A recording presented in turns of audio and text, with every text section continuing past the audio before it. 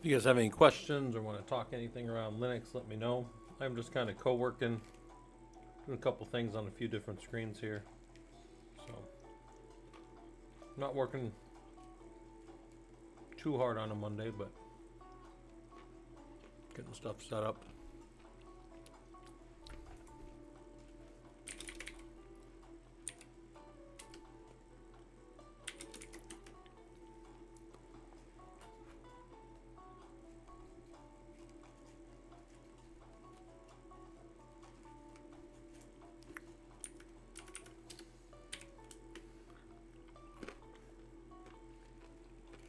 Okay.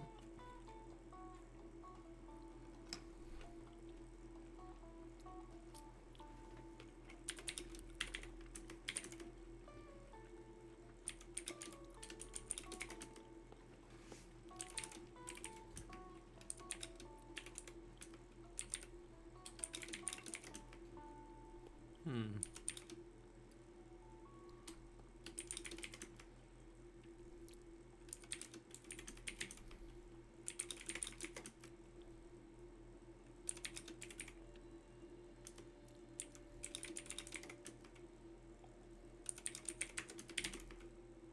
Here we go.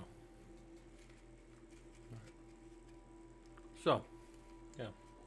So if you guys have any Linux related questions, want to talk about the group, want to talk about the courses we're running, any of that fun stuff. I'm just eating a little snack pack. Co-working.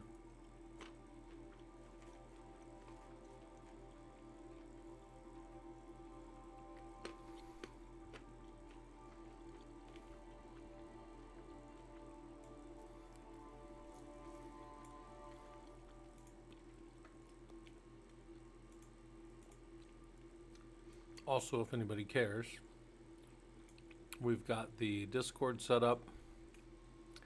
You guys can come in here. We got almost 4,000 people. We got a lot of events coming up. Different engineering groups and study groups of people doing the courses. The courses are all free. You can go hang out. Free is one of the best prices around. Different study groups. A good bash one. And then different stuff that we're doing in there. So you can always go look at that. All the things in the Discord are always free.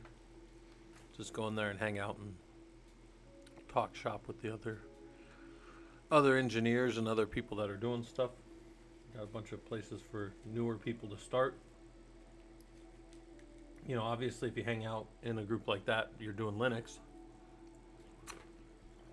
We all are at least hobbyists, but if you kind of want to get that over and go professional, that's kind of what we're focused on. Helping you become professionals in that space. Alright. Where is all this fucking space being used?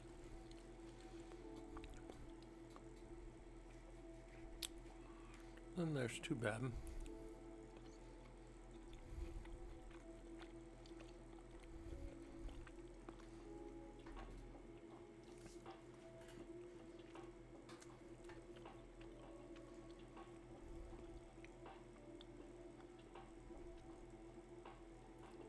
Huh.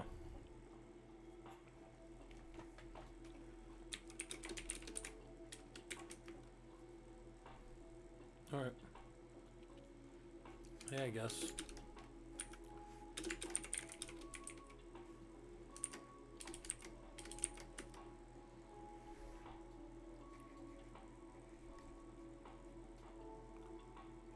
I guess that adds up quick.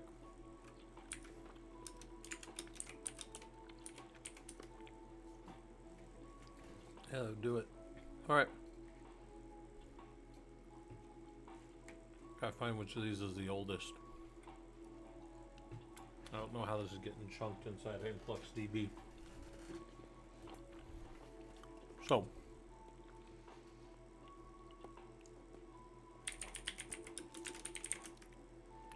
do I have on this system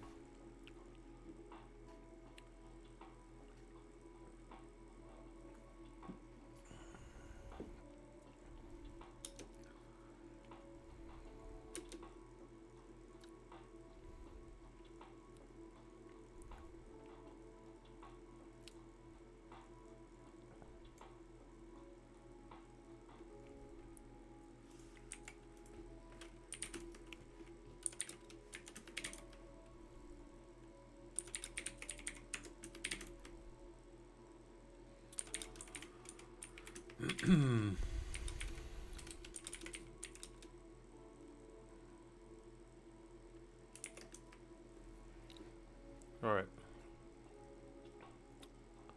These are going back. And I guess the easiest way for me to do this is we're going to clean out the 2024s. So I guess that's how we'll do this.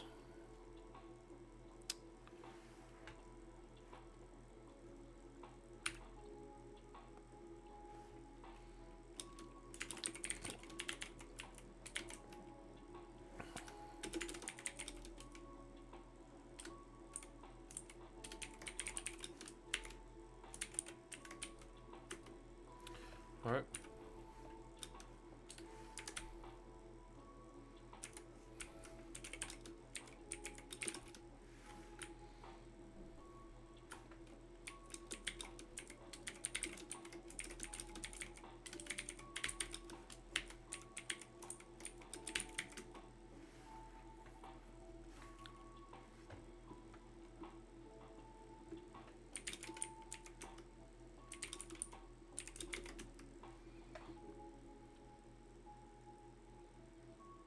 Oh, we got plenty from this year.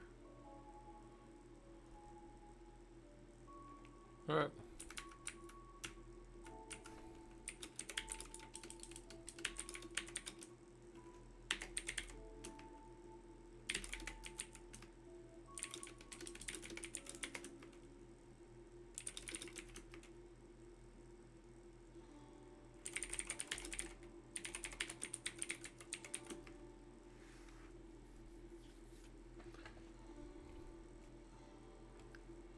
See how that works.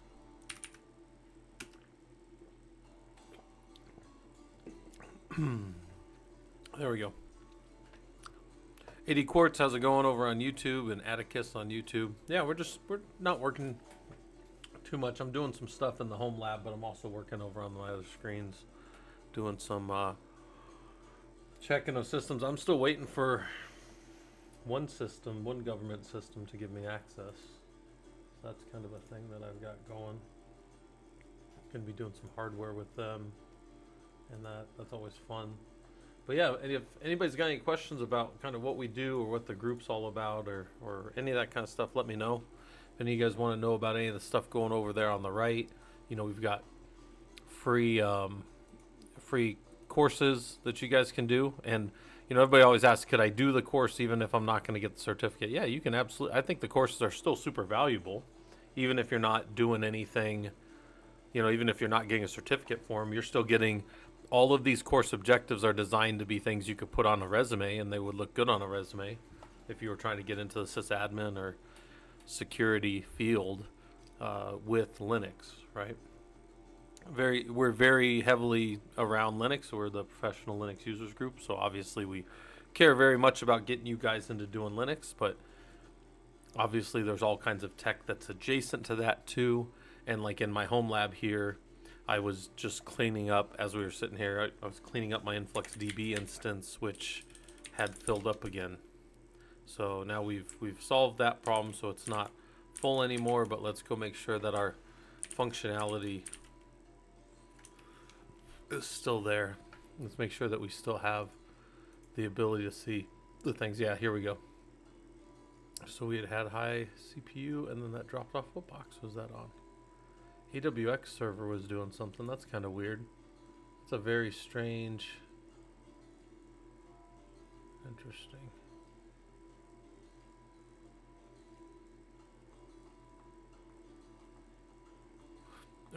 Interesting little behaviors over there that I'm seeing that I'm not used to seeing. But this is why we have monitoring, so that we kind of can know what's going on and kind of track everything. I can also put up. If anybody cares, I can put up. Hold on, where's he at?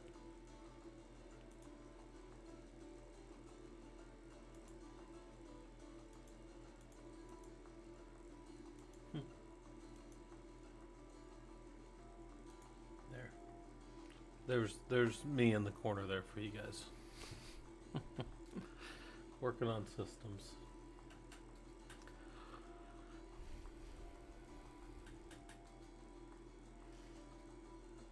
Atticus said today's subject is going to be interesting about the roles. I'm not sure. I might be missing something. Oh, well, yeah, I mean, yeah, anything you guys want to talk about with that. I mean, everything we do around here is designed to help get you into the different roles that are out there. So, yeah.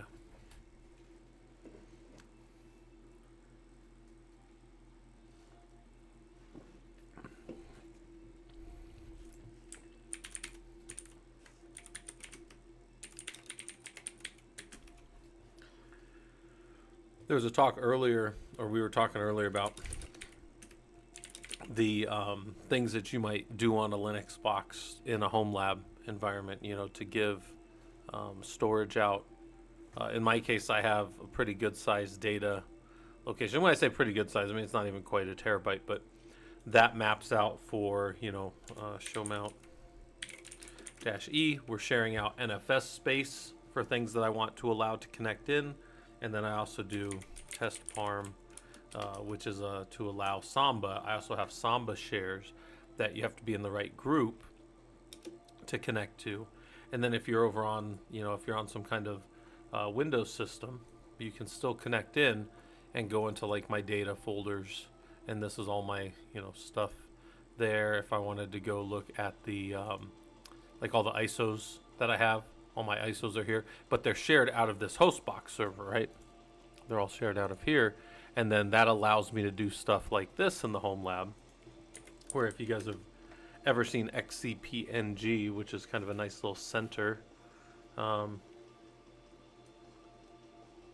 pull this up.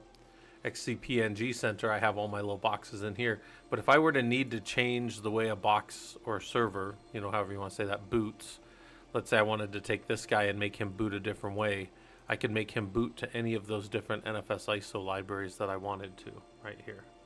So there would be there. Atticus, that question is interesting because I've been doing a bunch of study group stuff with people the last few weeks. I've been doing interviews, and I've put all the where's that? I think it's up here under meeting notes. I've been putting the questions that I think that you guys should kind of be prepared for. These are like interview questions that I ask people. They're things that I think you should know. But no, do you need to have a portfolio of work to present? It depends, right? I always used to carry with me some scripts that I had written and just little stuff that I had done. But I would never bring anything or show anything that I wasn't very ready to talk to. Like I had done it myself. You would not want to have something like with you that maybe you and a team had done that you didn't quite feel comfortable, discussing. So where I'm going with that is like, no, I don't know necessarily that you need a portfolio of work, but maybe you can give some examples to them, why they want to hire you. There's two things you want to prove to somebody in an interview. There's two things they want to know. Can you do the job, and then will you do the job? Those are the things that people want to know in an interview, right? So I when I do the interview questions, this is the position it's for. It's not a real position. It's just a thing that we have made up. But this would be a real position at a real company, don't get me wrong, but this is not a real position from like a standpoint of we're not actually hiring. It's just a thing to do. And then down here, you got technical questions that we want to know. There's troubleshooting questions that we might want to know. How do you troubleshoot? And there's obviously glaringly wrong answers to some of these, but there's not only one right answer to these two, right? And then you scroll down a little bit, there's operations, and then there's personality type stuff. AD Quartz, are you doing a speech ops thing in Discord? I'm not sure what that is. Are you talking about, let me think. Are you talking about the Toastmasters group that we might start up?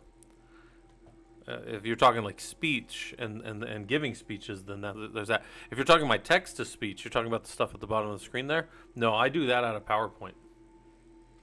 In case anybody's wondering, I just use PowerPoint, and PowerPoint's got a pretty good little text to speech, and I actually think it's pretty good. So, Yeah, that's a fun little, because yeah, a lot of people ask like, hey, how do you do your text to speech at the bottom? And I'm like, it's just you turn PowerPoint into a presentation and you hit do that and it'll do it. Yeah, yeah. But I haven't done, so I don't have one planned for, so next weekend the wife's out of town. So let me say that I could do one Friday night if we wanted, because like again, some of you guys know, like when the wife's out of town, I just pretty much hang out at my computer and do whatever. So if we wanted to do one that was like Friday night, I could make an event for it. And then what we do typically is it's like 10 minutes in the hot seat, where we all get down in there, we all pile down in one of these, chat channels down here, like study group channel or Linux chat. And what we've been doing is and this is how we've been doing it in the past. We just go in and it's like, hey, whoever wants to go, you go, and then I just give you different questions out of here. I would write some new ones so they're not all stale, but they would be generally similar types of questions. And then when you're done, you say what you think you did well after 10 minutes. We always wrap, the beginning is always tell me a little bit about yourself and how your skills fit with the role. So you want to be familiar with the role. And then at the end, the last question is always, do you have anything that you want to know? What is there anything you want to ask us? And then that gives you a chance to like formulate and think about that kind of stuff and practice for an interview that people maybe don't feel great at yet.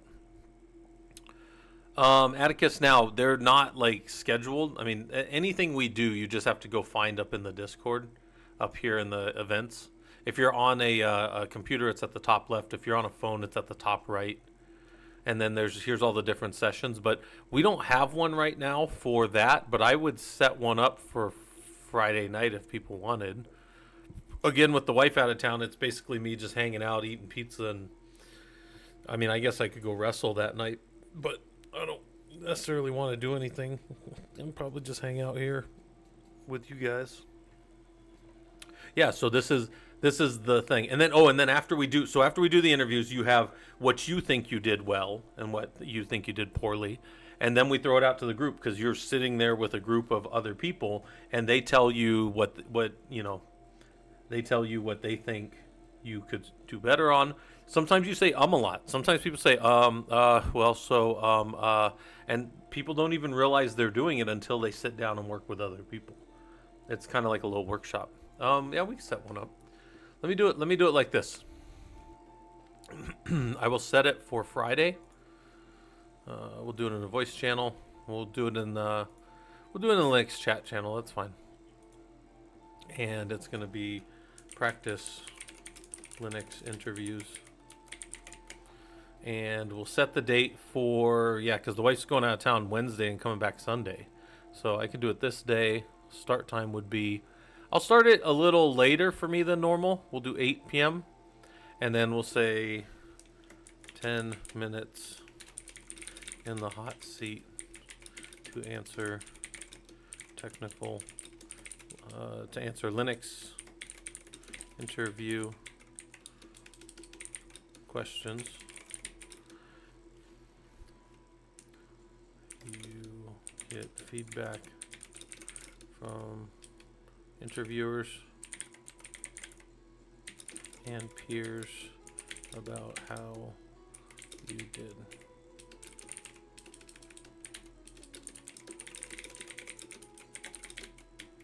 Right? There you go.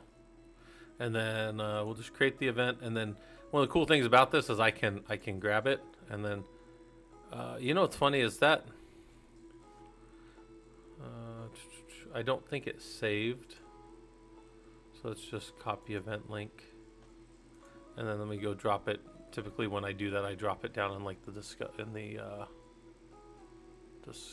general. That's fucking terrible. We'll do interviews on Friday night. There you go. There you go. We'll do interviews on Friday night. So if anybody wants to come, all you gotta do is click and go to those. Those are always free. We never charge anybody for any of that stuff. That's just for us to kind of hang out.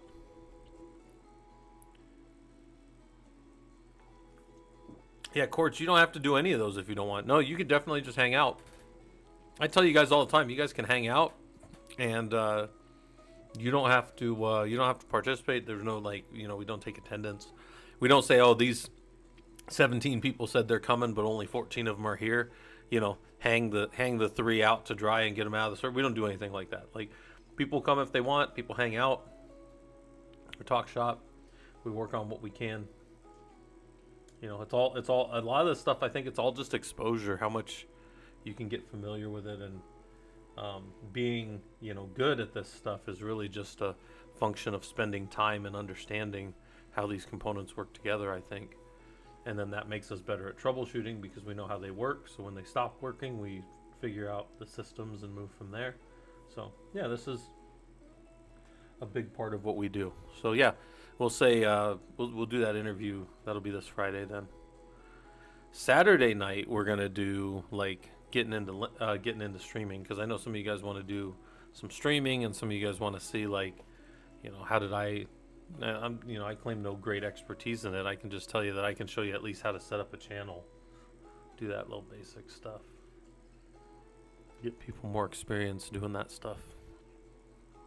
So there's that. But yeah, other than that, we're not working too hard. I'm kind of co-working in another screen as we're talking here. So let me know if you guys have any other things you want to know. Also, some server has shot up on memory usage in some kind of crazy way here. I don't know if you guys see that. I have to go look at what's going on in my home lab with all those numbers going crazy.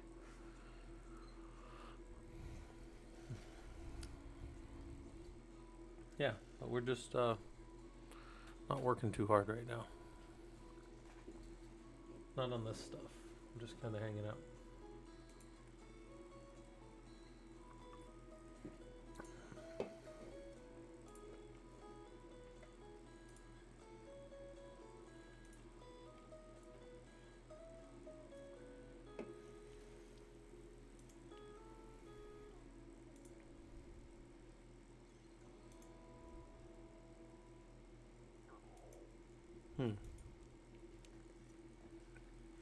Also, in our server stuff, we have. Let me pull up an Excalibur here. Let me see if let's reset the canvas, and we're gonna open up one of my other drawings. Pretty sure I have it on here. Yep. Let's change the theme to dark because I don't like it when it looks like that. There's a way to get into the lab that a lot of people don't use right now, which is this Apache Guacamole. It's another way to connect in. It's another method of access, but I don't have so many people with access to that. And what I'm going to do is I'm going to take this, and I'm going to be putting a connection back to probably they'll still be werewolf style servers, so it won't be Rocky though. They'll probably be a separate set of servers, but they'll be off the werewolf cluster, and they will be desktop connections. So right here.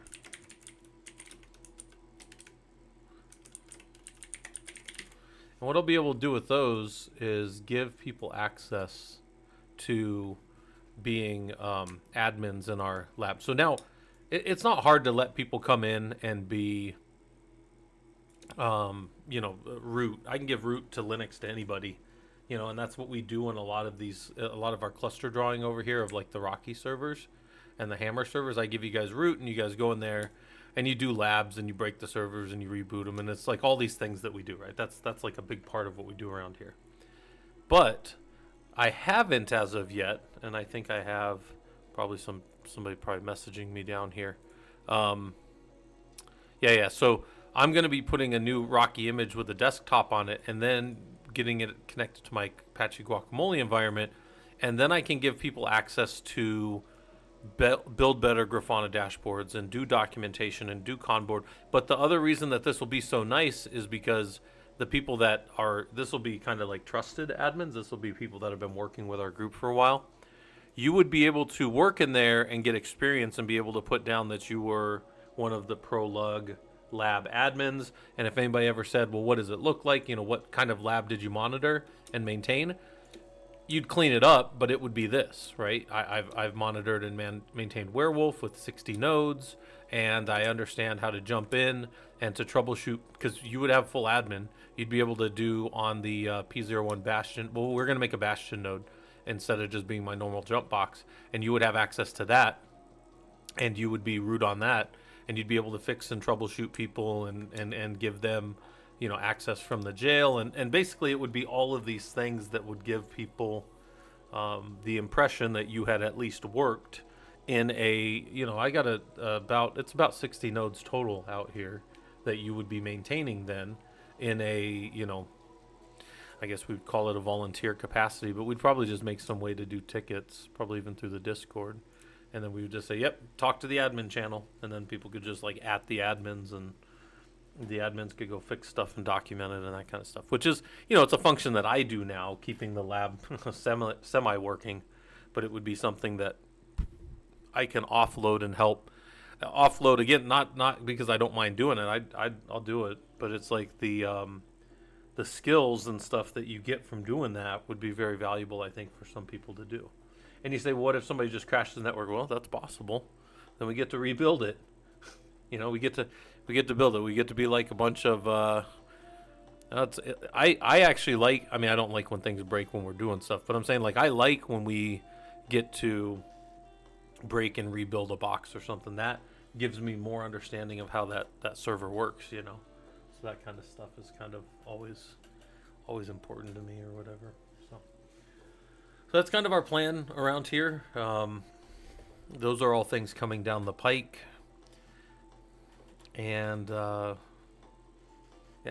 that's what we're going to be doing.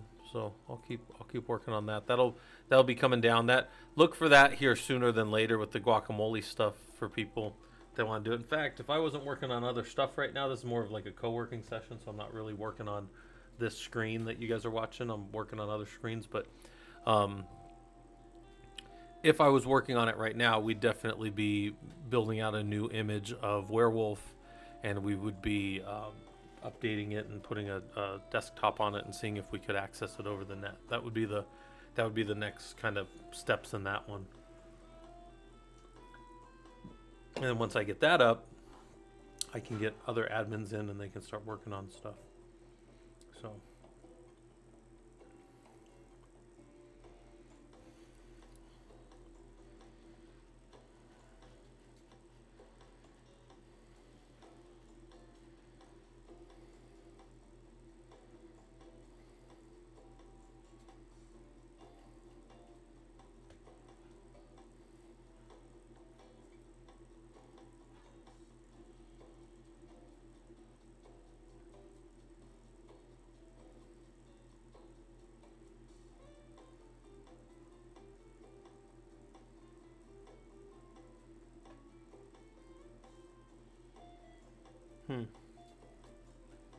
all right, but that's yeah, that's what we're doing.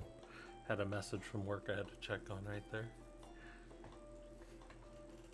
Yeah, and we're just hitting 4,000 people. I think we're at like 3918 or something. So we just keep getting people in there, keep showing people that we got a little place to go hang out and talk shop with other engineers and you know, do whatever they want to do.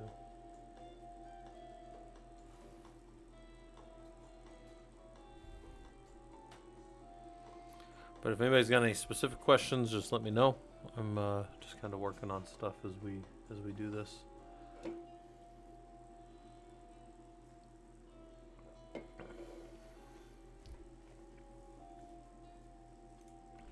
What else do I got here?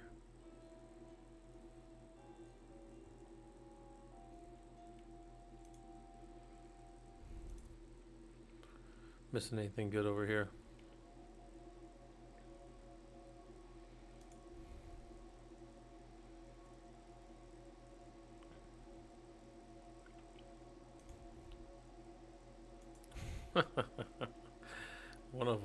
One of us. All right. Yeah, so let me know if anybody's got anything. I do need to get better on the Twitch side of clipping things as we're doing it. So if anybody gets any good clips, I always appreciate those. Yeah, Quartz One. I think that I think Killer Code is like just the best free thing on the web. Even if I wasn't one of the guys making labs for it, I said labs, not laps, but whatever. My thing down here doesn't know what I'm saying. But even if I wasn't making labs for it, even if I had just stumbled on it, I would be like, wait a minute, I can put you guys in like a lab for 1 hour. We don't have to set anything up, right? Because I've told you guys, right? Like I've had over 5,000 college students now, and I know that if I were to, let's say I was going to say we're going to install Linux right now. Well, that's what we're going to be doing for the next hour because I'm going to be trying to troubleshoot with 15 people are going to get Linux just set up, but of the other 15 out of the 30, you're just going to have all kinds of bullshit going on, and that's what you're doing for the next hour. And you guys might not believe me, but I'm going to tell you this is 100% true. It would be the same way if I did VI. All right, VI some file. I guarantee you the next 1 hour would be wasted of my time getting people in and out of VI. Even if I wrote it on the board, even if I showed it, that's just what happens, right? So that being said, to that point with like AD Quartz, if I wanted to, drop everybody here in Killer Shell or Killer Coda and said, hey, just get in Killer Coda and do this lab with me, I could drop you guys all in the exact same one as me, and there would be no setup. And that setup always gets people. And Saris over on the YouTube side, yeah, sorry, that's a command for the Twitch side, really. But what it does is it just tells you pull up a chair or something like that. I need to fix my bot so that it does it on both sides. But for right now, because I use Nightbot, it just goes only on the Twitch side. So, yeah. But you guys are always welcome. In fact, let me link. It's funny, I've been talking for 34 minutes, no messages on Twitch. That's probably the longest it's ever been for me. But over here, there's the Discord if anybody needs it. You guys are always welcome to go hang out down there. That's kind of like, I don't want to say that place is like popping, but that's the place that like more stuff's going on. There's a lot more useful stuff down there and people talking about stuff, and there's good amount of tech news and, just people, whatever they're working on in the industry, kind of talking about that. So yeah, we try to keep that kind of lively, try to keep that relevant to the discussion of working professionally in the Linux space, because that's the goal, is getting you guys into doing this stuff. We're all hobbyists. This fun stuff, right? All the stuff I mess around with is fun, but we could also be doing it and making money at it, which is kind of the goal. And again, I tell you all the time, you don't have to go work for somebody. You can learn this well enough to consult. You could work for yourself, but you'll find quickly when you work for yourself that now you work for more people and they're more demanding. But I digress. I ran my own business for many years, and it's a lot of work. And it was in this space, but it was also mostly networking and small office type stuff. A little bit of computer repair.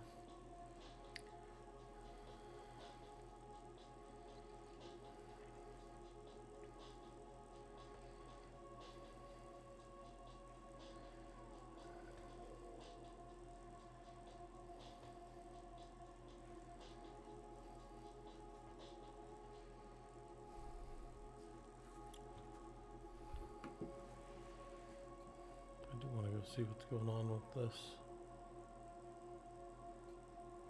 So what was going on with Hostbox?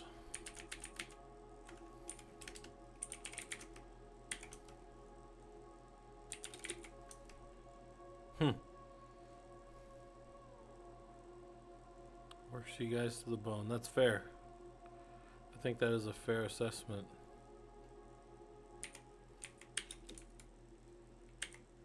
Let me see if SAR's on here.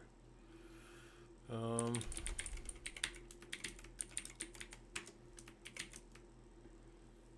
we do have SAR for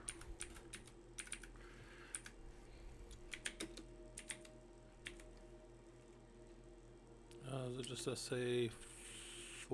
Do I not have 4?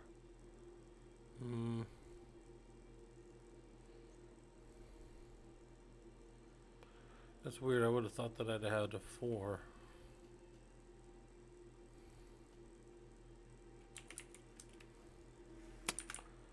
Is that not going to work? I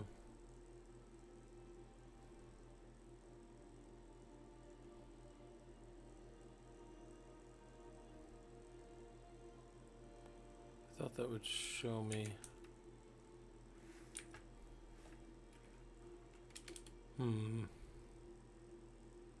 Doesn't seem like this has.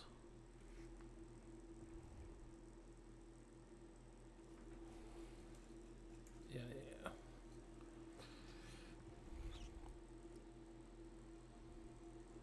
I don't see all my info in here.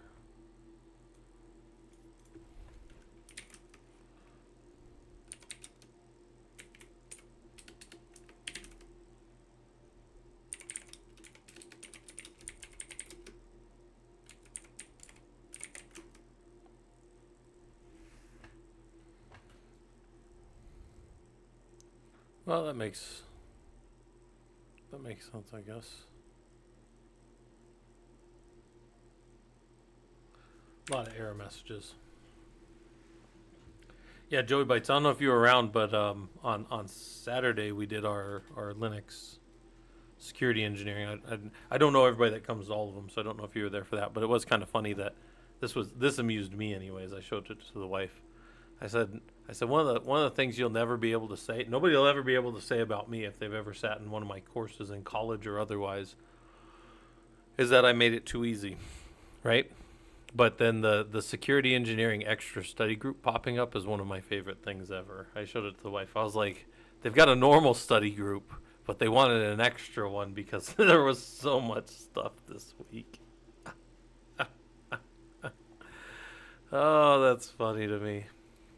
Anyways, yeah, that amused me greatly because then it's like, well, now if you guys know, right, you can go look me up on Rate My Professor, which is a just this web ratemyprofessor.com. It's a website, and I've been a college professor for 17 years now. I've had one student. I think I have like one thumbs up or thumbs down from somebody, and then I've had one student do a write up. And that student said that I was too easy, like that my course was too easy. And I was like, I will never take that criticism. Or wait. No. That student says I was too hard. That's what it was. And then I'll take that criticism all day. I will never take that I made it too easy for you. That would be the worst. I would not even accept that criticism from somebody. Because I was even telling the wife about it. I was like, I would have found out who did that, and been like, you thought it was too easy? Like, what are you talking about? Anyways. Yeah, Joey Bites. Well, and the thing is, too, another thing is I don't try to do busy work for the sake of busy work. I dislike that as well.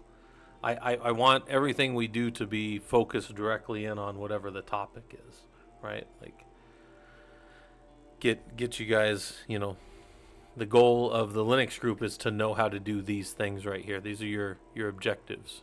These are the things that you should be able to do when you're done with the course and put on a resume. Because I think being able to put this on a resume, like these objectives here, which are actual, verbs of what we can do, I think that these are much better than saying, I took a course that was 120 hours and I learned some stuff. People are going to be like, I don't give a shit if you learn some stuff. Like, what can you do? And these are the things that you should be able to do when we're kind of done doing the 16-week course. There's probably some more things too, but I mean, these are the original course objectives that I wrote. And then in the security engineering course, it's the same thing. It's not just, I did a security engineering course and now I know how to secure the things. Well, that's cool. Maybe I can even say I can secure all the Linux. Sure, that's fun. That goes nice on a t-shirt or something. But what if I could say that I know how to create a Bastion host? And if people go, well, what would you use a Bastion host for? Well, mostly we use them in government systems, but what it does is it allows us to connect into like an air-gapped system in a secure way. And they'd say, well, what's a secure way? And you say, well, it can be via like user jails. It could be via C groups and these other types of techniques. We did user jails, right? We jailed the users down when SSH allowed a user in. They were stuck down in this environment that only allowed them to shoot over into the environment. They couldn't do anything else.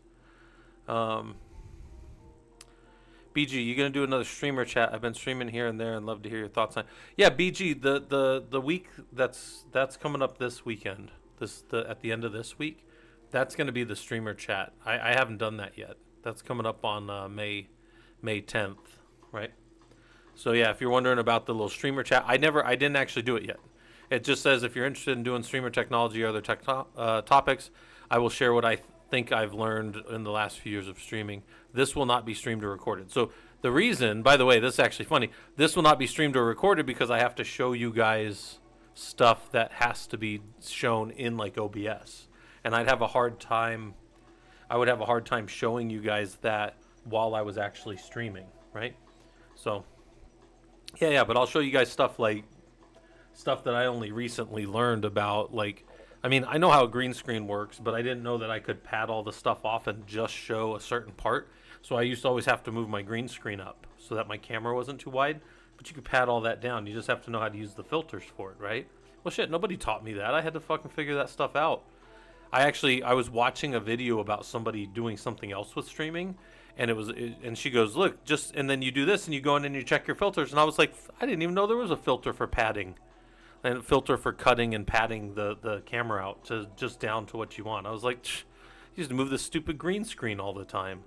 So anyways, that's something that would have made it like a million times better for me if I had just known that up front. So I just show that to you guys.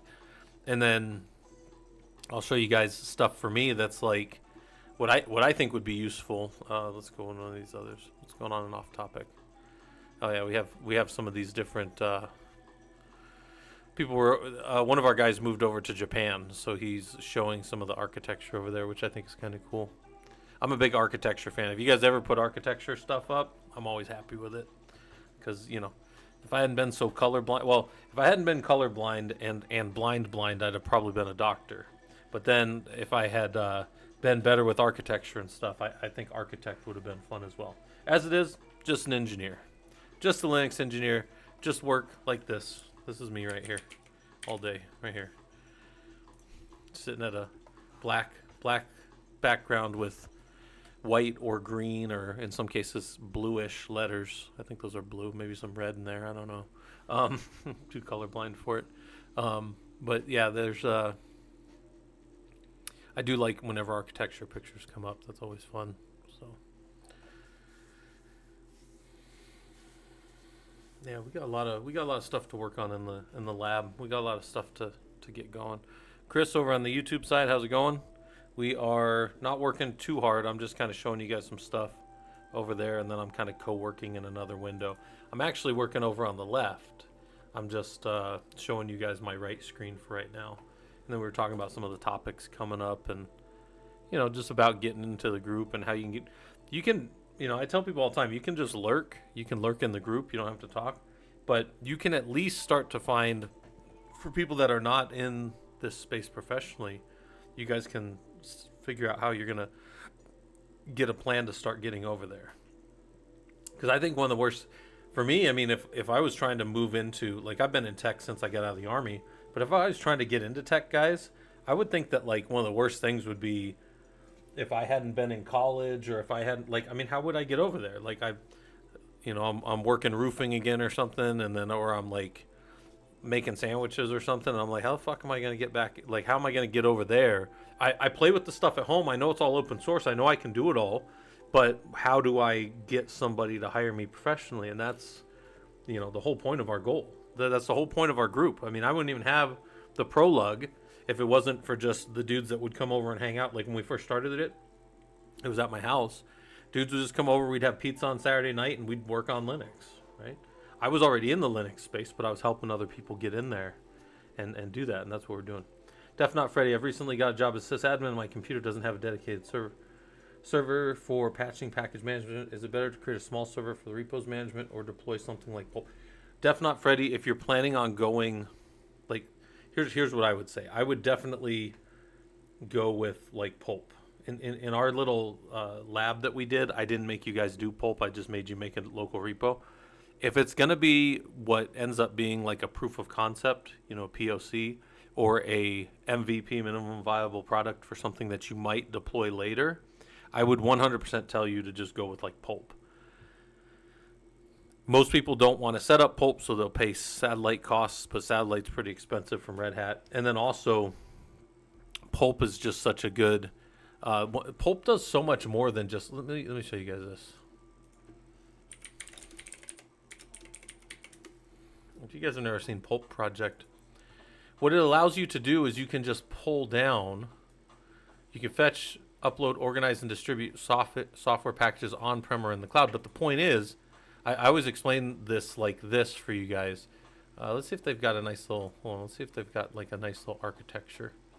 Understanding the docs. Let's get in on documentation. I just want to see if they've got. Yeah. So this is what when I show this to you guys, right? Let me show you guys. There's a tool I haven't used in a while, Epic Pen. Epic Pen's such a good little tool because I can draw right on the screen here. But hold on real quick. Let me see if I can get my Epic Pen to start. It's been a while since I did it. Where's he at? Where's my Epic Pen? Definitely taking its time to load if it is. Where's he at? Oh, he's way over there. All right. If you guys have never seen Epic Pen, this is just such a good little tool. And I could go like this right here. And then I just want, what I want to show you guys is this one little thing over here. In this drawing, let me move this over here. Back to pointer, move this out of the way for a second. Just want to show you guys this right here. This right here. Who controls? Who controls these? Like PyPy, any of these artifact repositories out in the world, RPM, like any package manager, anything outside of, this is your org in here. This is your pulp. Who controls the stuff outside? Like, if I'm going to go to all my Debian packages or all my rel updates or whatever, I don't control this stuff out here. Like, guys, this might as well be at like the ocean, and this is like the beachhead right here. And if you guys have ever been on a beach, you can change whatever you want on that beach. You can dig a big old hole, and the next morning, gone.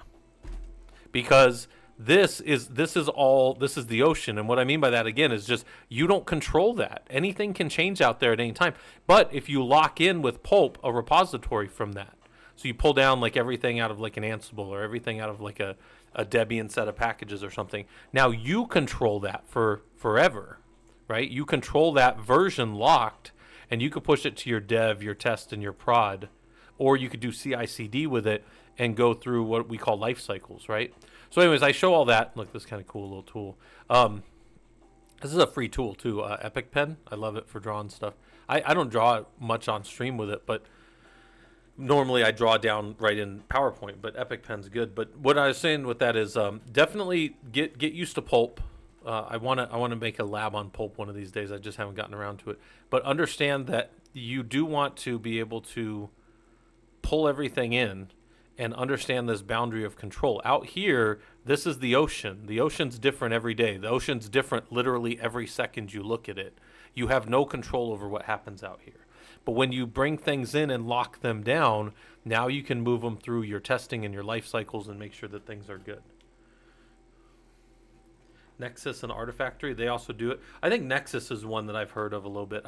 I mostly on the Red Hat side used Satellite a lot, but Pulp is a component of Satellite, if you guys don't know. Satellite is literally just Pulp, Foreman, Catello, and what's the other tool in there? Pulp, Foreman, Catello. Those are the main. Well, it used to be MongoDB, and then they pulled Mongo out, and it's all the back end now is all Postgres, because MongoDB went server-side license back in like probably 2019 or something, and then that's when that got pulled out of there. But yeah, that's something that I would highly recommend that you guys learn and spend time with. And I need to make that one of my priorities, is make that lab for you guys. Look, but then I can just move this off, and then I can just set this spinning again, and it can go. But yeah, definitely learn Pulp and understand what it's doing. And yeah, I need to do that. I need to probably not redo that lab, but I probably need to. It fits in with a couple weeks ago what we did, but I just there's so much stuff, right? There's so much stuff in these courses, and there's only enough time. There's only so much we can do in the course. So while I wanted this to have more of the pulp stuff in it, it was just, this is one liner that can span hundreds of hours of study and work. So, anyways, next is painful to maintain. Use Artifactory has better UI in your opinion. Nice Joey Bites. One of the things I always really liked Satellite for was I could use it because Red Hat makes you register your systems. Satellite was always an excellent source of truth for me to pull my Ansible playbooks, or my Ansible inventories rather, for all my playbooks, and I would pull my inventories every day. So then if anybody ever said, hey, Scott, can you tell me like when these servers got added? I'm like, hell yeah, I can tell you when those servers got added. And I would go back and look through my old inventory. I kept all my old inventories every day because it's like 1,600 servers is what I was maintaining at the time. And it's super easy to keep that in text and then just go and compare your inventories back and go, well, that's where it first showed up. So those were built on, August 16th of last year. And they're like, really? How do you know that? And I'm like, I just keep track of this stuff. I keep track of what's going on in my environment so that when people come with me, or to me with questions like that, I can, give them a good answer and get out of there. Can I show you guys something real quick? Hold on. I want to show you guys. One of the guys made me make this. So we have this is the funniest fucking thing. So one of our guys made me make this little mug here. So now we got this little mug. I think it's hilarious because we're always saying do all the Linux, right? But anyways, all right, I'll leave that up and out of the way. Yeah, so we're hanging out, not working too hard. I'm just kind of doing stuff on my other screen here. So yeah, Chris, so Pulp is an in-house repository that you can no, so you don't necessarily want to keep up to date, you want to lock in versions. So Chris, where I'm going with that is like this. Let me go right here real quick. I want to make sure that I'm clear on this. Let me open this up. This out here changes by the minute or by the second, let's say. But then let's say I want to have a patching cycle that over this month solidify. That's going to be this is going to be the worst arrow I've ever drawn. But I'm not using my pen. I'm using my mouse. So what I can do is I can lock in on May. Oh, geez. You can lock in on like May 1st. Oh, God. I'm trying to use my mouse and it's terrible. All right, hold on. Let me go back to my hand. My hand can at least kind of draw this. So we come over here. Where's it at? May 1st. And I can lock in an exact version of like these RPMs. And I can call that repository 1. And now that's locked to May 1st. And all the swishing and doing whatever's going on over here doesn't affect me anymore. Now I can do it. I can go in and I can do it in dev. Like the first 2 weeks. I always use the first 2 weeks for dev. And then we go down maybe for like a week in prod or in test. And then we come down and the end of the month is pushing to prod. So 1 week to go to prod. And then now we've tested these as they come through, because I always tell people, if all of your servers went directly out here, right? If all your servers went directly out to the RPM, you would test in dev and be like, all right, we're good. Then you would get different patches in here and it would break. And then God forbid you put it there. You'd break everything. Everything would be busted. You'd have the worst time of your life. It would be really bad.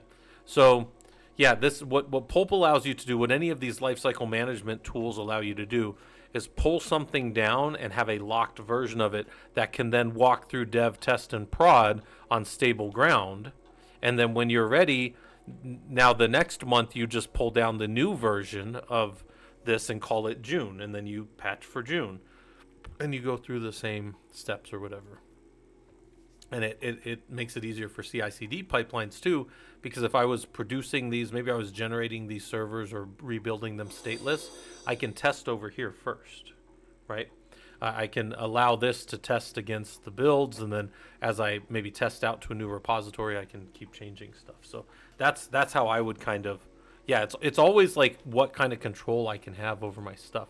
So I do need to set up a pulp lab for us and do the Debian packages with it because I think that would be valuable for that. Def not Friday. You also write reports based on STIGs. If you do, do you know any good template? Yeah, Def not Freddy. I do a fair amount of reporting on that, but I don't write a report, I guess, in the way that you might think of a report. Hold on. I give checklists as a report. So now, if you already know what checklists are, stop me and I won't explain them. But I'll show them to people if they want to see them. Give me a second here. I gotta pull this up. I gotta pull up my Stig viewer. Stig viewer. My Stig viewer 2.17 is pretty bright, so I can't help that because that's just the way it is. But this is how I report. Hold on. Out. If you said, "Hey Scott, can you do a report on a server for me?" This is what I do. Let's say we had rel 9, and there's 401 in the current Stig from January 30th, and I would expect a new Stig version to come out here in the next few months. Typically by like June or July, they'll have a new version of this. So then you got to go get that one. And then I make a checklist out of this. So create a checklist from the marked Stigs. I go and I check these on the machines either through automation, which typically is how I get about, out of this 400, I can get about maybe 280 through some of my SCC checklists and those kind of things, and it'll generate this for me. And then I will go through and I will fix the other ones and check them manually in my environment. So maybe this one says I must, let's say this one. Yeah, I'm not using that tool. I'm not using any aid or any of that stuff. Let's go. No, those are all audit rules. Let's go with, so I would have to make sure that crypto packages were there. So let's go over to my machine, SH2 hammer, I don't know, 25, let's say. One of my hammer boxes. And maybe RPM QA grep for crypto policies. And I see that they're there, right? Crypto policies are there. So I would go like this on this one, and I would say, in my finding details, I would say these are installed. And then now I would say that is not a finding, right? Right click, not a finding. And then over here I would get a number, and I try to get this number over like 90%. But this is how I report out my STIGs to like an ISSO, an information system security person in an organization, like a government organization. That's always a role. And what I can do then is I would give them a report that shows that our STIGs are 90% compliant on our servers. And then if I couldn't do something like, oh, I can't do whatever this sudoers is, I would say, I would actually run whatever command it was to see if this works. And then if it fails, then I would come down here and say, this is unused in the environment. So, maybe let's say, so this is not a finding. And maybe they don't agree with me, but this is just how I give the report so that they can see that I got to a certain score, but maybe we need to rework some of it. And the goal typically on government systems is to try to be over 80. 80 is passing on most, and then 90 is where it starts to get to be something else. All right, guys, give me a second. I need to take this phone call real quick. Hold on.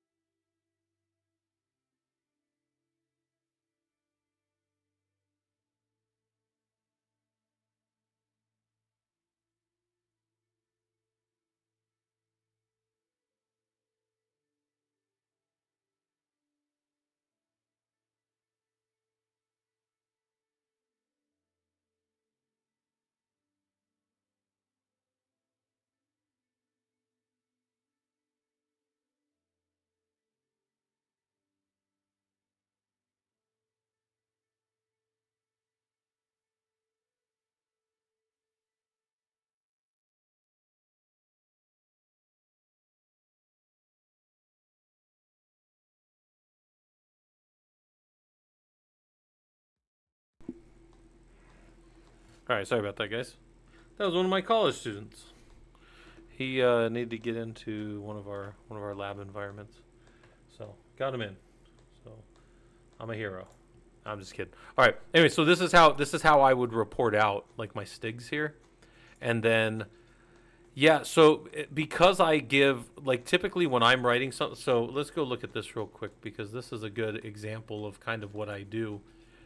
So in the backend compute environments over here, I will typically take some compute nodes, and they will be. I'll have a checklist for each and every compute node.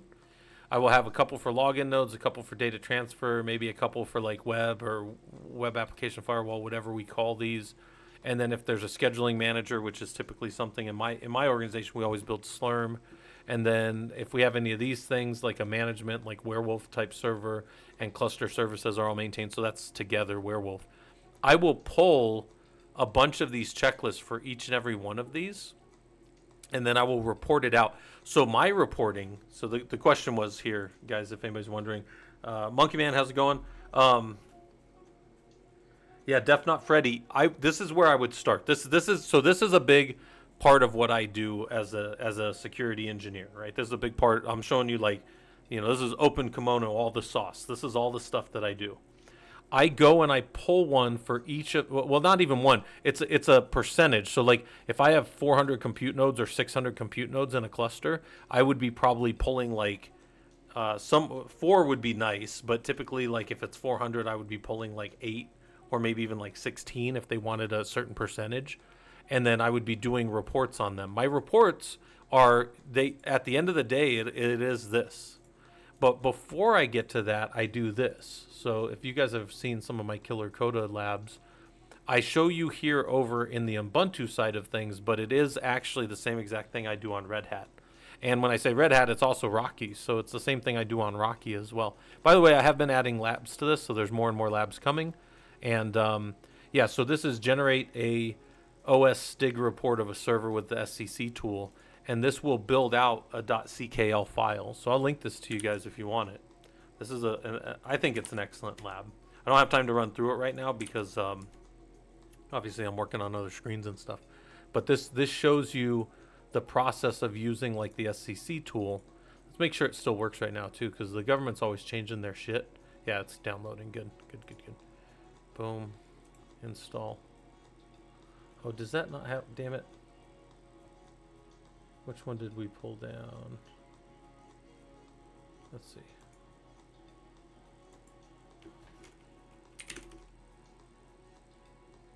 Where did I unpackage it to? Oh, I didn't unpackage it. That was my problem. Okay, so the lab's still working. Phew. I thought my lab was busted. I'm like, God damn it. I always have to go fix these labs when they break. Because the government loves changing versions and subversions and not telling anybody. So again, we're not going through it right now, but you can go and you can run the configs. And then you can set up how the SCAP is going to scan for the system. So like here I want... Oh, shoot. And you know what? Now that I think about it, I need to fix this again anyways, because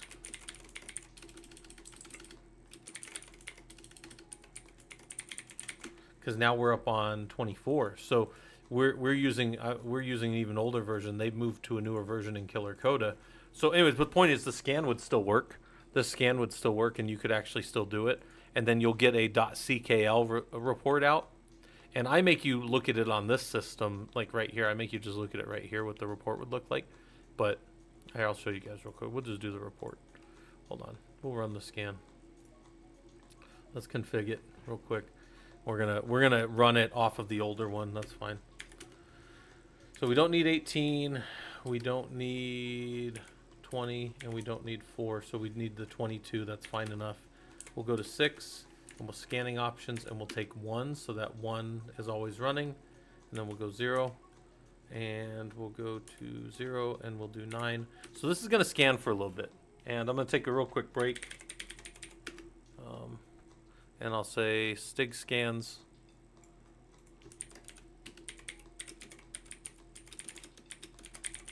And then we'll take I don't know, a 10-minute break real quick. I'll be back. I'm going to walk around a little bit, and then also this scan will run over here on the right, and you can watch it run. It has 166 things, I think, to do. Is that right? We'll see him over here, but you'll watch him run. All right, I'll be right back. One of you, somebody's in charge. I'll be back. If anybody just got back from ad break, we're taking a quick break, and I'm letting that scan. There's 179 scans, so it's running right now.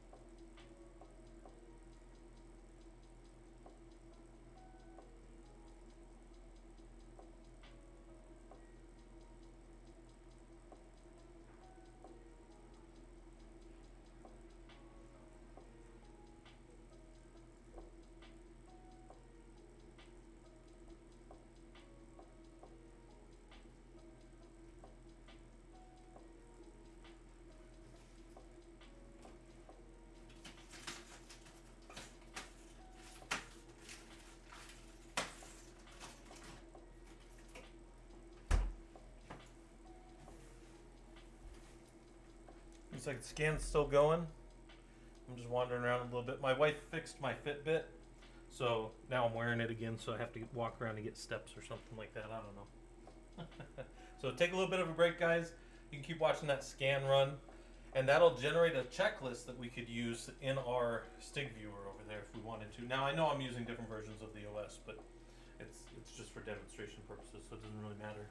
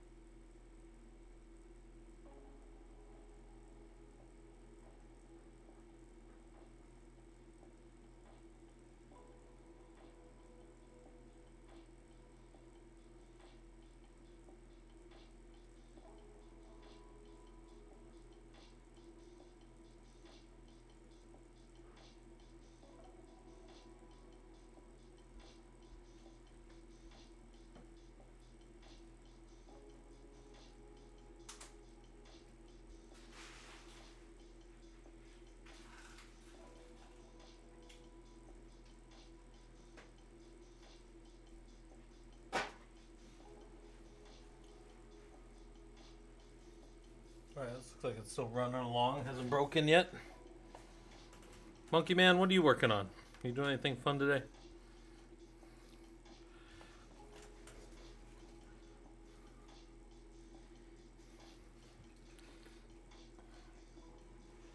Trevor CG, I was listening to your stream earlier. You had mentioned a nice acronym for the main aspects of monitor on a system. Does that ring a bell? Trevor, if you're talking about like what I do for like admin work, it's use, and that is utilization, saturation, and error. Those are things that I like to look at on the system. I'm wondering if you mean this right here. And by the way, this presentation that I'm about to show is on the Discord. Let me see. Hold on. Is it this? Hold on. Hold on. We still got 5 minutes of our break, but we're going to move that down for a second. Is it like this, the utilization, saturation, and errors of a system? Is that what you're kind of thinking of? Yeah. So this is the utilization, saturation, errors, right? And then we go through some stuff, and then this is what I think is useful for people against the big four. So the big four are CPU, memory, disk, and network, and the utilization of those is here. So between 0 and 100% usage. Saturation is where we start to wait and queue up and form lines, And then errors are the things that happen as lines start to cause timeouts and things no longer are willing to wait or no longer can wait for what they're doing. So utilization, saturation, and errors is an excellent way to like understand Linux. And what I tell you guys too is as you're learning this stuff, right? We're gonna let that keep scan. Oh, the scan's done. By the way, we scored fantastically bad, 24.36. We got to get that up. But I want to show you guys this. There's a guy, Brendan Gregg, and he's got such a good little thing on how you would do observability of systems and how you would look at stuff. And he's got like just a really good site for that kind of stuff. Perf tools and different ways you can look at stuff. And his, I'll link this to you guys. He's really a guy that like his stuff is all around the individual tools. And I sometimes tell you guys, you don't have to memorize every tool. Like I tell people sometimes, like, it may seem cool to have 400 different types of hammers if you were a carpenter. But if you guys know any carpenter that's been doing it for more than like 30 years, I guarantee you that guy had a lot of hammers at one point. Maybe he still does. But I bet you he only uses one. He really only needs the one. So, yeah. So, like, they have that. Yeah. So that's something to think about. So let's go look at this real quick. If we finish out this lab, by the way, this is in the Discord. If anybody needs it, this whole thing is in the presentations channel. So I had originally done that in the presentations channel. So that's here. If anybody needs it, that's right here. If you ever need it and you guys like using that, it even says I sent it so I wouldn't be a liar. All right. Right here, boom, I'm not a liar. So May of last year when I first put that, I had that together for a while, but I represented it and then I posted it up so everybody would know where it was. So all right, let's continue on with the lab. Lab's done. Let's go here. Oh, let's finish up our break, but also I'll do the next part of the lab. We're gonna install Apache. We're gonna save the results of there's an index. Well, it's not even index.html. I'll show you guys what it is. Hold on. We get our Apache up and running. All right, boom. Go over here, and then in here, you'll have this all the compliance ones, and see how there's one with all, and then all the non-compliance. And we're gonna copy the all over to index, and then now we can go look and see. Here was our benchmark score of our box, and then we could. Pull that out. Now also over here there is not just in this score, we would go into, we would cd into checklists, and in here there would be this .ckl, and this checklist file could be put into our DISA Stig viewer if we had, I don't think I have the Stig for, I don't have Ubuntu on here because I don't use it. These are the real ones that I professionally use right here, by the way, for the most part. These are the ones I'm always working on. And then we come here, and there is our Stig score. But anyways, we would pull this checklist out, and we would import it, and then we would have all the, a bunch of those would then be populated, and we wouldn't have to worry anymore about manually doing them. So there you go. All right. So again, we're not doing that lab right now, but I think that that's an excellent lab. And then, so real quick to tie it all up, what I'm talking about here. Def Not Freddy asked, hey, Scott, how do you give compliance to the company? How do you get into doing compliance? Well, what I would tell you is you make checklists for the things that you have, you improve them and make them better, and then you pull new checklists and check your delta between the two. Like my old SCAP score that we got out of the box was 24. We've upped it to 65. We're hoping to be over 80% by the next time we do server builds because now we're focused more on security. And then the reporting again is just the checklist you have for all your servers, and you could give that to anybody that wanted to see it. But then what you would do is you would distill it down to this number. So if you were going to write a report, it would be, you know, here's what our cluster looks like, and let's say you were using a high performance compute cluster. Here is the Stig scores for each of our different areas, paying attention to the fact that we sometimes get to ignore maybe these ones. Hold on. This will show here in a second. All right, close. Here in a second, this will show the ones that we typically take exceptions for. So then this would be part of your write-up. What's about to pop up right here in a second. I think this iterates 5 times and then it goes. Yeah. So you would say, okay, these are our STIG exceptions inside of our high performance compute cluster. But even with that, we have a 90% across the board on DISA STIGs published in January 30th of this year, adhering to at least some standard, right? And then that standard, that feeds into, like, let's say your HIPAA compliance. If you ever look at the HIPAA compliance, you have to, that's not HIPPO compliance, it's HIPAA. And you have to have a plan. So any plan will do as far as that goes. You just have to physically have a plan. And one of your plans would be, this is our written out way of doing this hardening, if it will. Right? And like, that's the thing is, hardening is, I was talking about this in the security group. I've been making you guys do hardening every week, right? And you guys have been pulling up that STIG tool and hardening the system, but that's not the end all be all. Like, the defense is not simply closing all the doors and shutting all the windows. That's part of defense. Monitoring is another part, right? So once I close all my doors and windows on my house, I should also have a way with which I can monitor what's going on, stop you guys from even approaching my house, right? I can't be offensive out in this. This is one of the ways in which I explain this to you guys, and it probably sounds weird, but it's true. You don't have the right to self-defense in the computer space. What I mean is, like, if somebody attacks you, you are immediately breaking in the U.S. felony laws when you attack them back. Immediately. The second you start doing anything back, it's immediately felony, and you can be like, you don't have the right to self-defense in the computer space. You don't. So, that being said, really what you get to do is lock things down and monitor, right?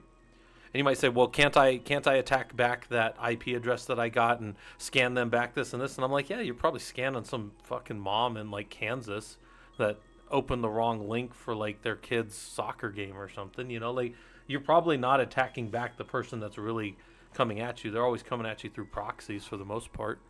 So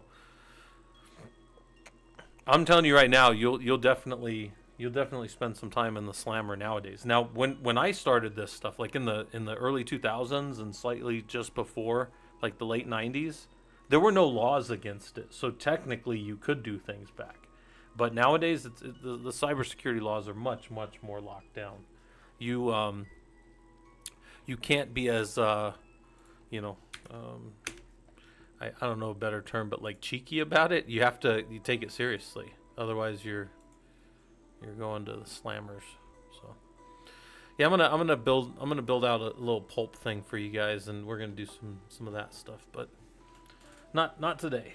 Not today. I'm working on other stuff, so that was just a little explanation because Def Not Freddy wanted to know kind of a little bit about how I would do this stuff. So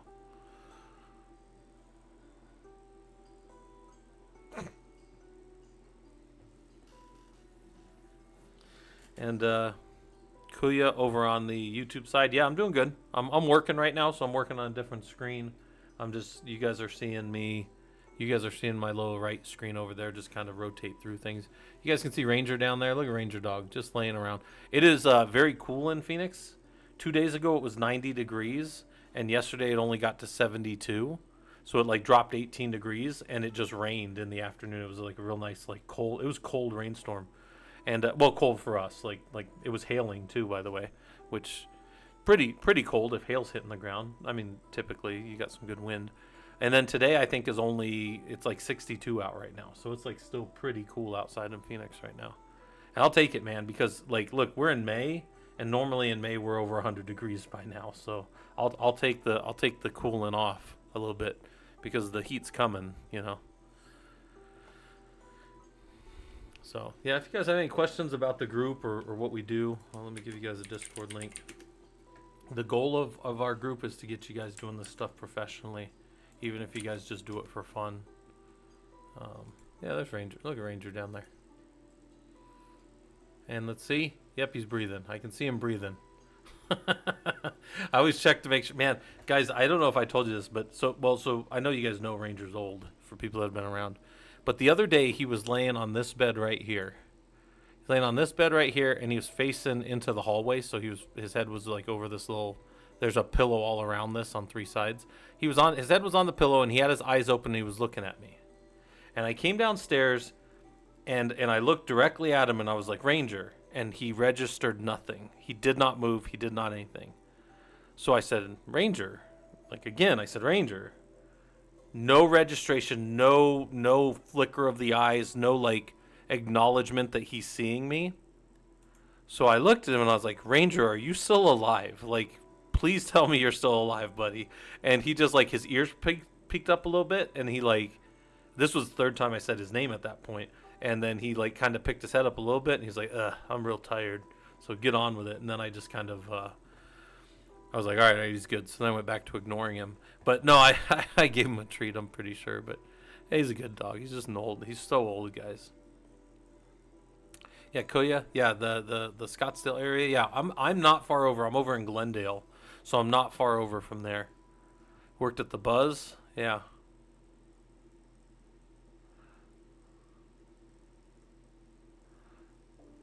Yeah, Koya, you guys are welcome to use any of the course. Like a lot of the stuff, like people have even asked, they're like, hey, will this course get me ready for like the LFCS or the RHCSA? It won't. It won't. So like finish your RHCSA, that's awesome. But for like other people that are wondering, this course is designed to help you get, especially this one, this is designed to help you get the skills that like an employer wants if you're going to go and do Linux systems administration, which is where most people are going to start, guys. Like most of us are going to start in systems admin, and then we're going to move over to engineering as we get over there. So we're not gonna live, most of us aren't going to jump right into engineering and architecture stuff. We're probably going to have to do some ops and admin work first. So we might as well learn it. We might as well get good at it, get into there, and then go over there. Yeah, Koya. Yeah, we have, and that's it. Yeah, if you're doing cyber, ServiceNow stuff, yeah, Linux is a great way. I tell people everything about Linux. Like for me, is it's just the base to all other types of engineering. Like some of you guys know, I've been a network engineer, I've been a security engineer, I've been a systems engineer heavily in my career. But I think I could go and do any type of engineering with Linux as my base, right? Like a lot of open source tooling and other stuff like that.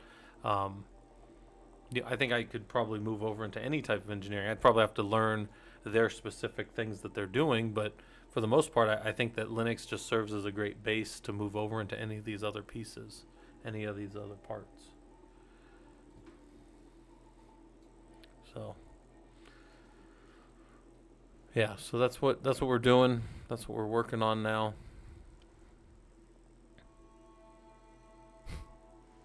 One of our guys made a fun little logo for ProLUG, and it just looks like an angry little penguin saying do all the Linux.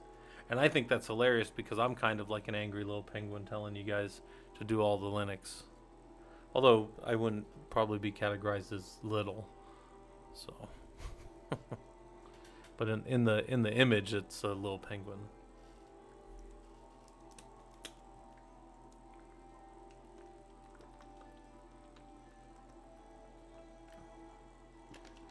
So yeah, I appreciate you guys hanging out while I'm kind of co-working on some other stuff. If anybody's got any questions or want to know anything about the course, let me know. If you do join, the bot will be kind of rude to you, but that's the bot. The bot in the Discord's there for you guys to ask questions to and that kind of stuff. We got more events coming up. Events are always free. Everything you see in the Discord is always free. Lots of good stuff going on down there.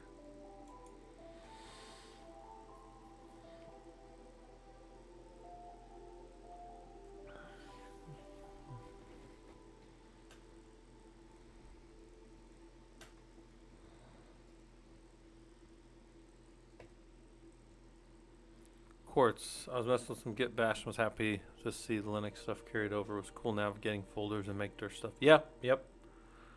Quartz, you probably know this, but for people who want a little trivia, the same guy who wrote Git is the guy who wrote the Linux kernel, right?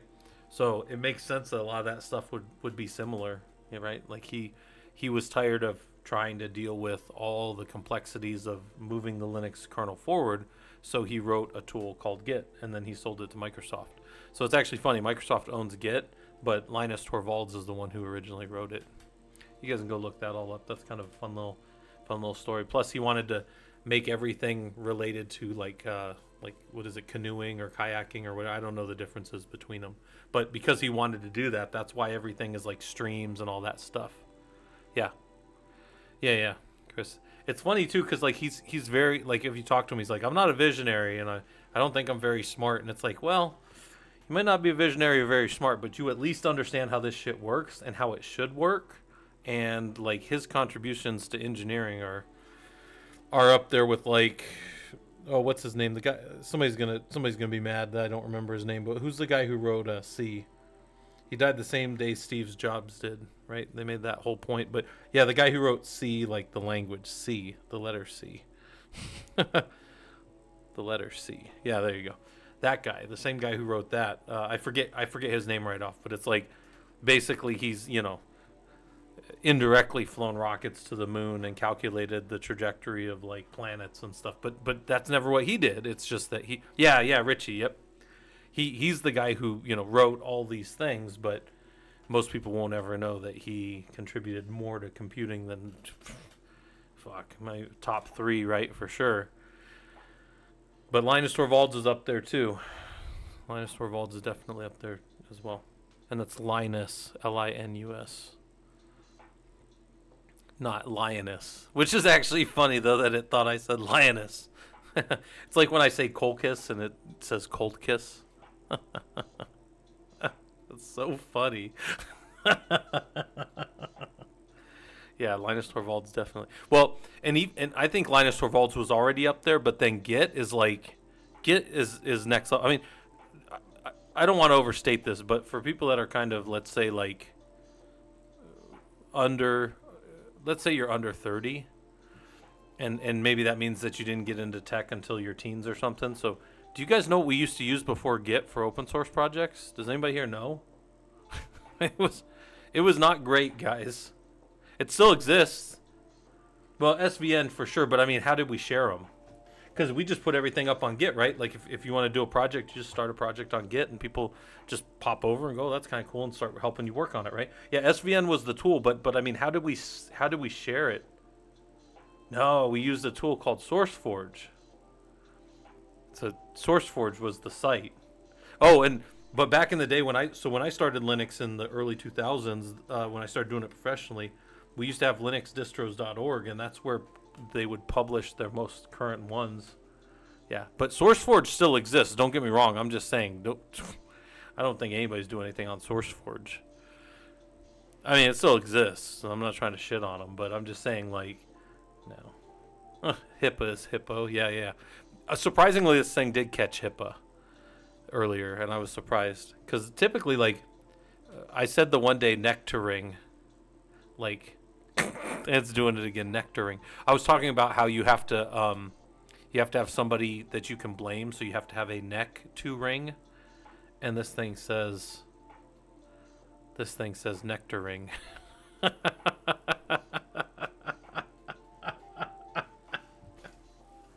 So fucking funny. I've told you guys this CC. It's really interesting because like whoever designed it, right? I mean it's coming out of Microsoft, but it's like I'm going to use some language that I get some people can't stand, but it's proper engineering language. I'm going to say that I retarded a process, and won't say it. Like the next step in our engineering diagram is to retard the process. I won't say it.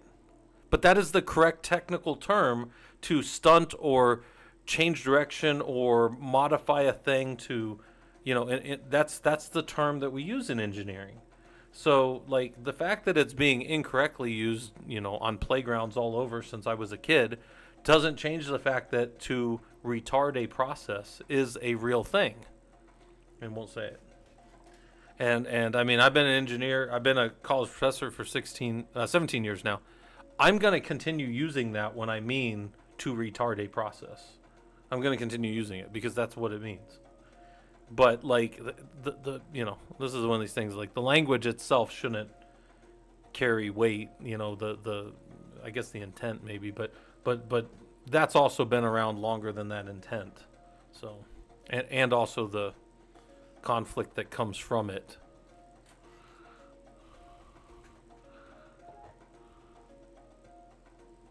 Oh yeah, Kaya. I actually agree with that. You guys ever seen Linus Torvalds at his desk? This is a great point.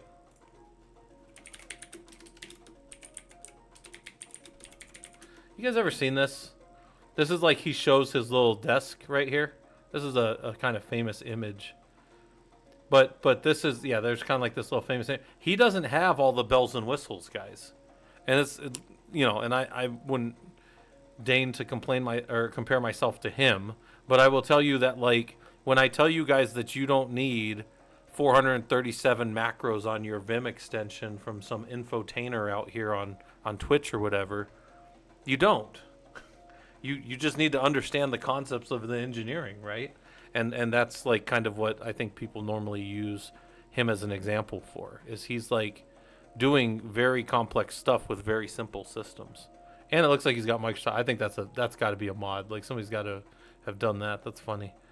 But anyways, that's him at his desk. If you guys have never seen that, so yeah, you think, I'm pretty sure he has at least a second monitor. Let's go that. Let's at least give him that for sure. I bought a monitor when I went and did some training out in Maui last year for the government system that I built, and I was like, oh no, twist my arm, send me out to Maui for a week. And my wife came with me, so we went out to Maui for a week, and they sent us out there, right? And I just did training, but I wanted the second monitor, and I just had my laptop. I also brought my like Blue Yeti mic out there because I love the Blue Yetis for training and stuff. And I got this little monitor. I could show you guys it from Amazon if you wanted to see it, but it's just a really good little second monitor that I just use off to the side. Torvald's famous Vista user.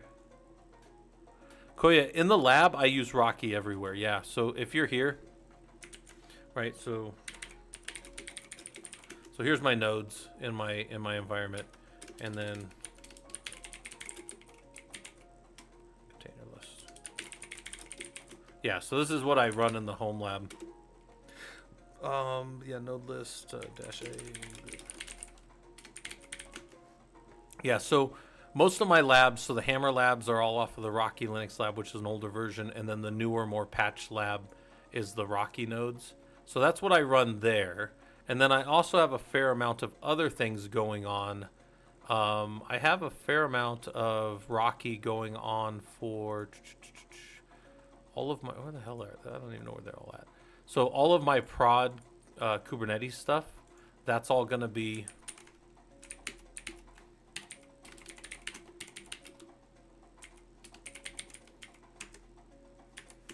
let's see what this is.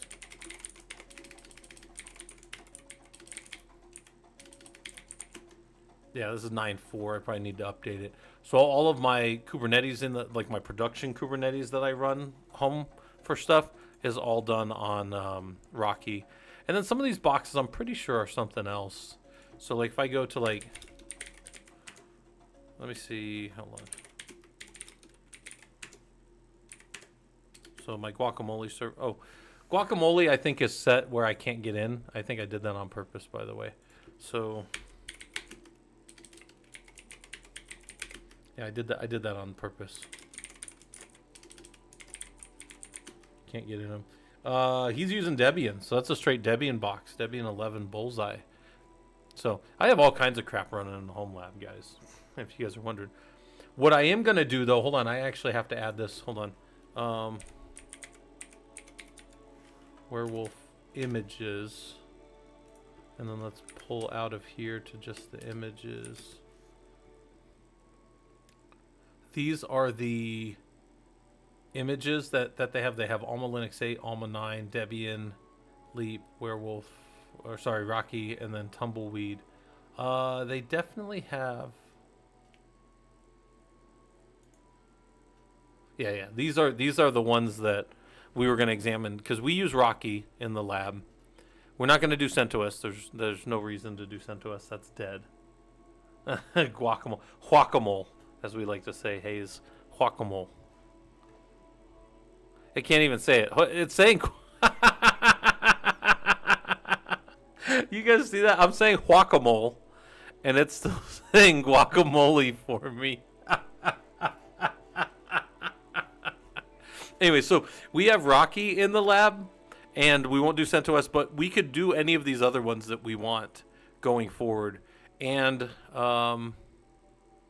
we're gonna do some testing on what will be the best. So, by the way, Leap and Tumbleweed are variations of SUSE Linux, and then Alma and Rocky came out of CentOS when it died, so dead, not using it. And Debian, guys, I'll be honest, I've never used Debian professionally, so I mean, we could play with it, but I don't know if we're gonna need to do much with it. This is how we would pull it if we wanted to, and then once we pull it down to the box, we would then be able to, so we would pull it down and then we would do a container import of it right there. Boom. Of whatever version we're doing. Yeah. Actually, what is lunchtime for me today? I think I'm going to I make these little wraps that are pretty good.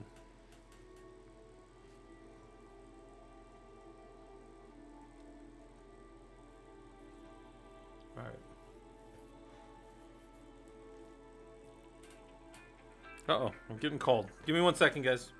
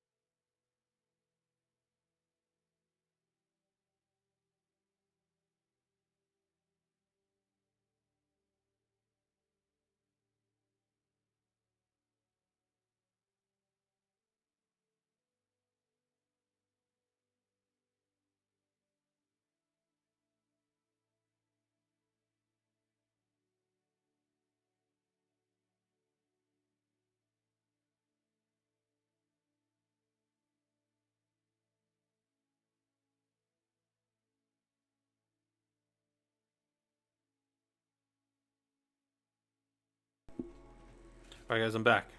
Apparently, I only got about 10 minutes before I gotta go. It's because you guys mentioned lunch, and then my buddy called me up to go do lunch. So, well, apparently we're gonna go do lunch.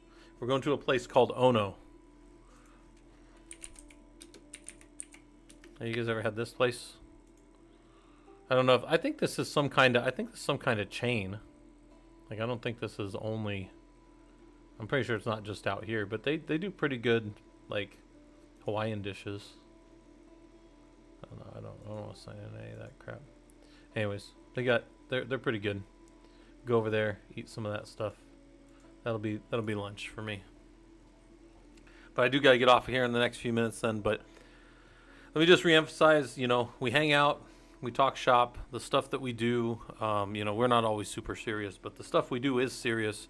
It is something that can help you guys get roles in this space if you want to. They have katsu over there? Yeah. They actually, you know what I always get over there? They have really good rice. They have really good, kind of like a macaroni salad. And then they have, I think I just get their teriyaki chicken. I think I'm just lazy about it, and I get their teriyaki chicken. Then I don't have to think too much. But let me put like a little timer for 8 minutes to remind me, and then that'll be when I have to hop off. All right. But yeah, so anyway, so we do, we mess around, we have fun, but the group itself and the stuff that we do and the courses and stuff, they're very serious, and they're there to get you guys ready to take the interview. And again, it's not about like taking the interview and figuring out how to trick somebody. It's actually because you're going to be the one that's picked because you know what you're doing, because you understand the value that a sysadmin, a systems engineer brings to this, right? Save my thinking for the Linux, not the chicken flavor. Yeah, for the Linux, not the Lincoln. That was me. thinking about Ono too much. So yeah, we'll head over there. He said because he works for the city. Does he work? Does he? I think he's working for the city of Glendale again, which is the city I live in.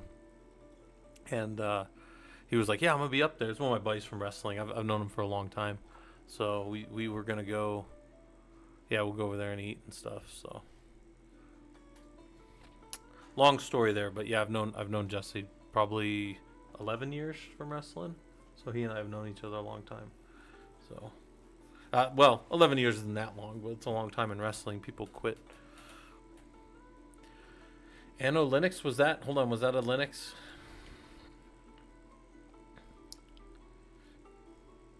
Hold on. Yeah, we're probably going to use... Let's look, hold on.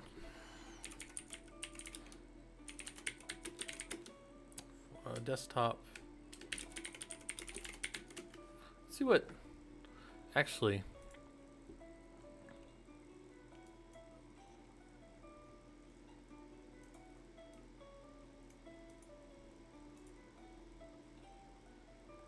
I want to see what...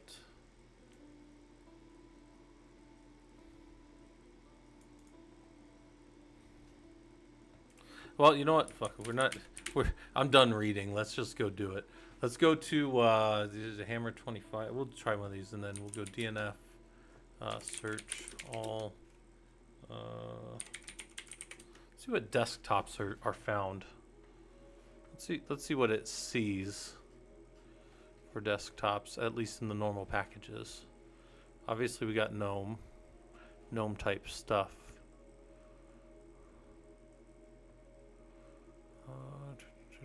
We can look only in. So this is finding everything. We could do just. Oh, hold on. What's that? I'm curious about that. The different types of Cinnamon desktop. Never heard of it. Lumina. Never heard of it. Mate. Never heard of it. Plasma. I've heard of Plasma. XDG. Portal GNOME. Maybe.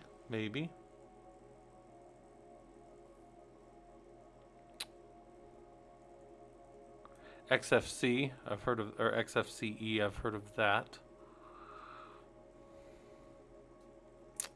Honestly, to be as vanilla as possible, we're probably gonna do this. So for you guys that don't know, what I'm gonna be adding to the home lab here is this. So Guacamole is here, right? And Guacamole, the goal will be to have desktop connections coming in. So then anybody could be over here. These will be like my admins. So, you know.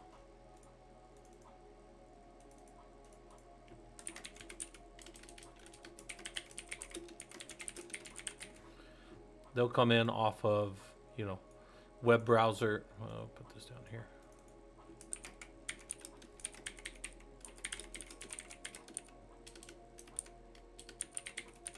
So they'll come in off of a web browser of their choice, however they want to connect, right? And then they'll go to here.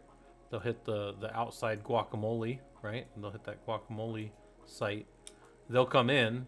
Apache Guacamole will give them a desktop connection into the cluster, and then from there they'll be able to leverage and hit Grafana and hit all these things that we have in the home lab and my con board, and I'll be able to put up tasks and stuff for them to work through. And because here's the thing, I want people to be able to maintain this for themselves, like the admin type people that want to do, the people that are going through the courses and working on this and want to get stuff on their resume and want to be able to say, oh yeah, I ran the ProLUG lab as one of the admins. I'm thinking that's a great thing. If you don't have anything on your resume, that's a great thing to at least put on your resume, right? So that's something that can kind of get that started for you guys and get you guys moving in that space. Really all I need to do once I get you guys in, so Guacamole can do, if you guys have never seen Guacamole, it can do, it'll come in like this. I think that's my password for this one. Once I have a box up, then I'd be able to jump down into it. Now I have the boxes all jacked up right now, so that's not a big deal. But I can actually have the connection types. Look at this. So I go to like a connection and go like Rocky, let's say.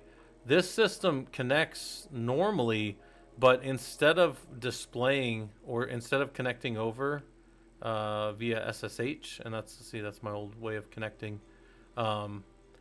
We could have this go, instead of this protocol, we could use VNC. So people could VNC in off of this. Oh, there's a Kubernetes one now? Oh shit, now I gotta go look at that. Because if I could just drop, oh wow, okay. Yeah, I might have more. What's going on here? Now I gotta go read it. Oh man.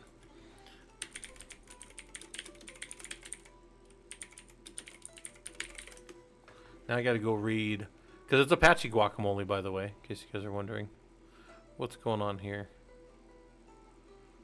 What kind of connections?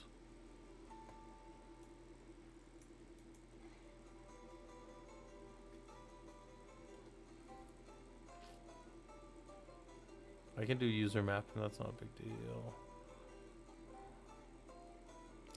It's too much stuff, guys. There's too much stuff to go through at any given time. Oh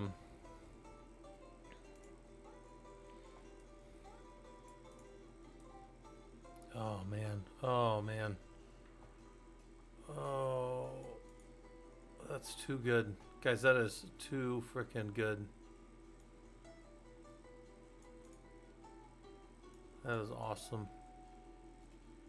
All right. We'll play with that later. But my point is, hold on. My point here is, I'll be able to get admins in, and then they'll be able to maintain the stuff. And then I don't have to maintain anything. Then the stream and the group will pretty much run itself, and I can just sit back and, I don't know, collect loot or something. I don't know. I don't know exactly. Like, I always joke around about the you know, we do this thing, question mark, collect all the loot. I don't know where the profit is on any of this stuff. It's just, hopefully you guys can get in there and set up the, you know, get in there and do this stuff professionally, and then I can at least know that the next group of engineers is ready to go. maybe that's the best way to kind of to think about it for me. So, all right, guys, I would leave you guys on here, but I don't want to leave everybody connected while I go. Oh, it looks like my alarm's done. I'm gonna raid over. We're gonna raid over to somebody on the Twitch side. On the YouTube side, I don't have anything fun like that, unfortunately. So I'm just gonna go to my end of stream.